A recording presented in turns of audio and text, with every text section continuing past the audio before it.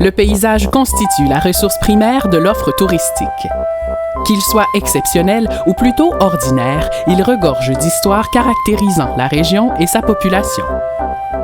Dans un souci de développement durable, certains organismes d'ici mettent en place des chartes ou encore des politiques visant à protéger ou mettre en valeur les paysages gaspésiens et madelinois. C'est au début des années 2000, avec l'augmentation significative du nombre de permis de construction, qu'on s'est aperçu que des constructions allaient s'installer à l'extérieur des zones habitées, donc au milieu des paysages exceptionnels.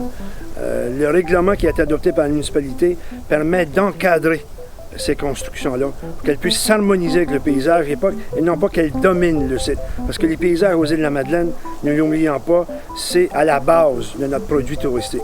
Donc le règlement nous assure une certaine protection du paysage en encadrant le développement dans ces secteurs panoramiques. Il y avait déjà eu des débats à Bonaventure dans l'implantation de certains commerces. On peut penser au Irving à la fin des années 80. Puis ensuite, le conseil municipal s'est doté d'un PIIA, un plan d'intervention et d'intégration d'architecture. Puis ça a été la première démarche à la fin des années 90. Puis arrivé en 2010, pour célébrer le 250e anniversaire, on a pensé que ce serait pertinent de faire une réflexion sur l'état de notre paysage, puis comment on percevait notre paysage dans la ville de Bonaventure, comment la communauté percevait ça. Donc, on a fait des consultations, on a mis un comité sur pied, on a fait des consultations pour arriver à l'élaboration d'une politique de protection et de valorisation des paysages de Bonaventure.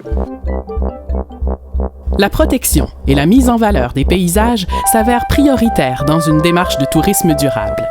Il est important de continuer de développer des outils pour que l'évolution des paysages soit mieux encadrée en Gaspésie et aux îles de la Madeleine.